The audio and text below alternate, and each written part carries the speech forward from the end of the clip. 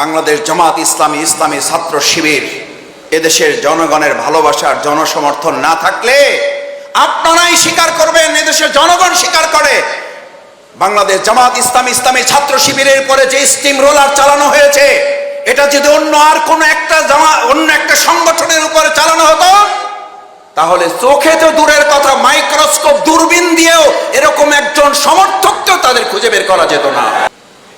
জামাত শিবির জঙ্গি আর রাজাকারের তকমা দিয়ে আপনি শেষ পর্যন্ত রাজাকার এবং স্বৈরাচারের তকমা নিয়ে দেশে থাকতে তো পারলেন না, চলেই গেলেন। আপনি শুধু বাংলাদেশের বিপদ না, গোটা পৃথিবীর বিপদে পরিণত হয়েছে।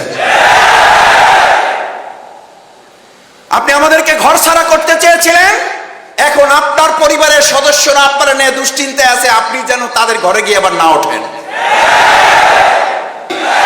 আজকে আমরা সর্বশক্তি নিয়ে 15.5 বছরে কাফারা আদায় করার জন্য আল্লাহু আকবার, আল্লাহু আকবার, আল্লাহু আকবার।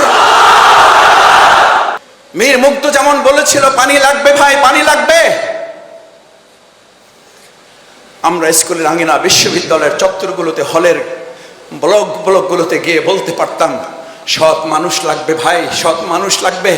আছে বাংলাদেশ জামাত ইসলামী, ইসলামী ছাত্র শিবিরের কাছে। আমরা মহান আল্লাহ তাআলার এক গুরুত্বপূর্ণ সৃষ্টি।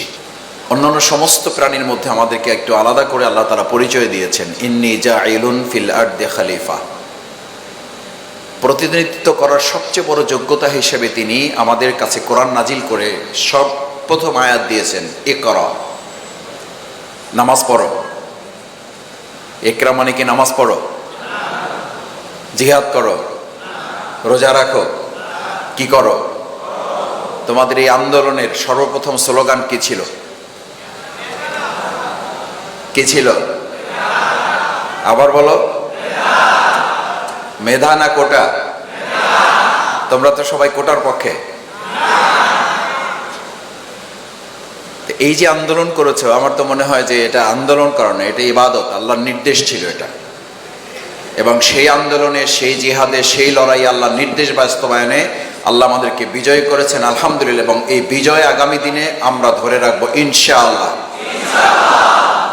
কারণ মেধার রাজত্বে ইসলামী ছাত্র শিবির রাজত্ব করবে, এটার জন্য ইসলামী ছাত্র শিবিরের জন্ম হয়েছে আমাদের কোনো স্কুল থেকে, কলেজ থেকে, কোথা থেকে? ঢাকা বিশ্ববিদ্যালয় থেকে।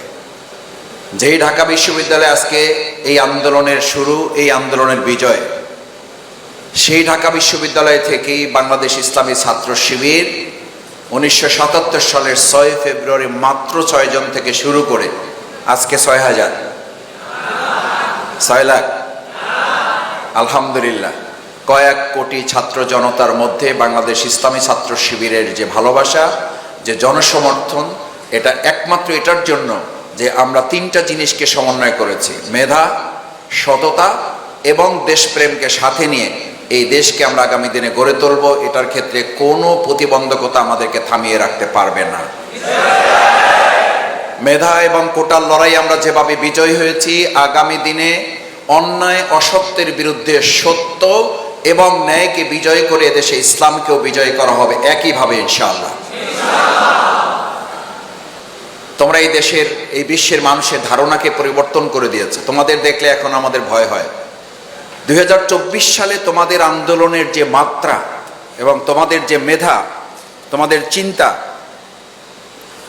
তোমাদের যে চিন্তা, এই সমস্ত চিন্তাগুলোকে সামনে রেখে আমাদের কাছে মনে হয়েছে আমাদের সমস্ত চিন্তাকে ব্যর্থ করে দিয়ে তোমাদের মেধার রাজত্বে তোমরা রাজত্ব করছো, এবং এই রাজত্ব করে ইসলামের বিজয়কেও আগামী দিনে রাজত্ব করবে ইনশাআল্লাহ তোমরাই।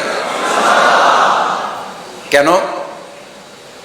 এটা হচ্ছে এই জন্য যে বাংলাদেশ ইসলামী ছাত্র শিবির তো শুধুমাত্র ছাত্রদের জন্য তৈরি হয় নাই। আমি বহুবার বলেছি, বাংলাদেশ ইসলামী ছাত্র শিবির ছাত্রদের অঙ্গনে তারা রাজত্ব করবে, মেধার রাজ্যে তারা রাজত্ব করবে। সেখান থেকে আগামী দিনের সুন্দর ভবিষ্যৎ বাংলাদেশ বিনির্মাণে সুন্দর নেতৃত্ব তারা তৈরি করবে। আগে নিজেদেরকে প্রস্তুত করো। তোমাদের আরেকটা স্লোগান ছিল, লাল কালি দিয়ে তোমরা রাস্তা যখন আটকিয়ে দিয়েছিলে সৌজন্যতার সাথে, ভদ্রতার সাথে, আমি যখন এই বিজয়ের পরেও এলাকায় গিয়েছি, এলাকায় যেতে আমাকে 21 জায়গায় তোমরা থামিয়ে দিয়েছো আমার গাড়ি চেক করার জন্য। আলহামদুলিল্লাহ যত জায়গায় থামিয়েছি, প্রথমে ড্রাইভারকে খুব ধমকাধমকি, এই ঠিকঠাক আছে কিনা গাড়ি, কেউ বলছে পিছনের ইয়া খোলেন, ডালা খোলেন, চেক করেন ব্যাগ আছে কিনা। তা আমি সাধারণত গ্লাস খুলে কাউকে সালাম দিয়ে থামিয়ে দিতাম না। তো যখন দেখতাম যে একটু সময় নিচ্ছে, তাড়াহুড়ো ছিল, আমি গ্লাস খুলে আসসালামু আলাইকুম ভাইয়া, ভালো আছো, তোমার নাম কি? এই তো মাসুদ ভাই, নামের একটা ছবি না তুলে ছাড়বো না। তা আমি তখন একজনকে বললাম, এটা তো বৈষম্য, তোমরা বৈষম্যের বিরুদ্ধে আন্দোলন করতেছো, মাসুদ ভাইয়ের দিকে ছবি না তুলে ছাড়বা না, আর এতক্ষণ তো ব্যাগ ট্যাগ সুদ্ধা আমার পায়ের নিচের ইয়া পর্যন্ত চেক করতেছে। তো বললো যে ভাইয়া এটা তো আপনারাই আমাদেরকে বলছেন, আমরা সবাই মিলে এটা করতেছি, কিন্তু আপনাদের গাড়িতে এইভাবে চেক করতে হবে।